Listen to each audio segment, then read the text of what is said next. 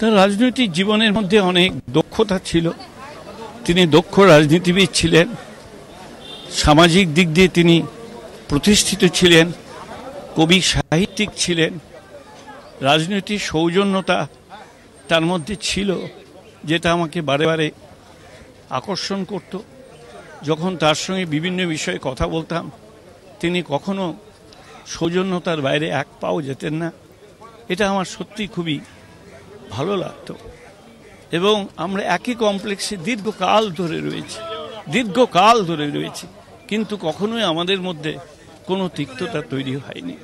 এইটাই কিন্তু রাজনীতির মঞ্চে আজকের দিনের অনেকেরই অনুসরণীয় হওয়া উচিত বলে আমি মনে করি।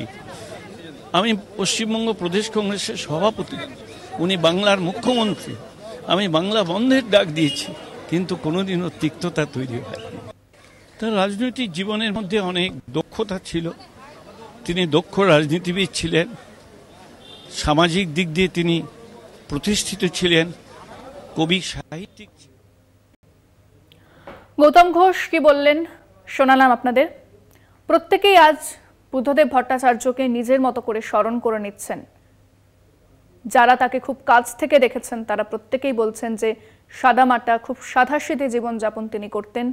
তার রাজনৈতিক জীবন, দীর্ঘ রাজনৈতিক জীবন যে বর্ণময় ছিল, একদিকে তার বেশ কিছু নীতি সমালোচনার মুখেও পড়েছে, তবে তার কাজের জন্য প্রশংসা কুড়িয়েছেন বুদ্ধদেব ভট্টাচার্য।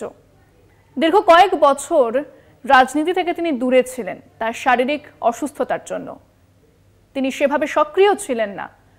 তবে কি চলছে রাজ্যের রাজনীতির অন্দরে সেই খবর তিনি কিন্তু পুঙ্খানুপুঙ্খ রাখতেন। রাজনৈতিক মহল থেকে চলচ্চিত্র মহল, সাংস্কৃতিক জগৎ প্রত্যেকেই আজ শোকস্তব্ধ এবং তারা স্মরণ করছেন রাজ্যের প্রাক্তন মুখ্যমন্ত্রী বুদ্ধদেব ভট্টাচার্যকে। কি বলছেন তারা, শোনাব আপনাদের। পশ্চিমবঙ্গের প্রাক্তন মুখ্যমন্ত্রী এবং কমিউনিস্ট পার্টির বর্ষিয়ান নেতা শ্রী বুদ্ধদেব ভট্টাচার্য পরলোক গমন করেছেন। এই দুঃখের সংবাদে আমরা অত্যন্ত মর্মাহত। তার শোকসন্তপ্ত পরিবারকে আমার তরফ থেকে, আমার পার্টির তরফ থেকে আমি সমবেদনা জানাই। মাননীয় বুদ্ধদেব ভট্টাচার্য পশ্চিমবঙ্গের অন্যতম জনপ্রিয় রাজনীতিবিদ ছিলেন। মতাদর্শগতভাবে ভিন্ন মেরুর লোক হলেও ব্যক্তিগতভাবে ওনাকে আমি অত্যন্ত সম্মান করতাম। তার ঈশ্বরের কাছে প্রার্থনা করি তার আত্মার সদ্গতি হোক এবং তার পরিবারকে এই দুঃখের সময়ে, এই কষ্টের সময়ে ঈশ্বর যেন শক্তি প্রদান করে।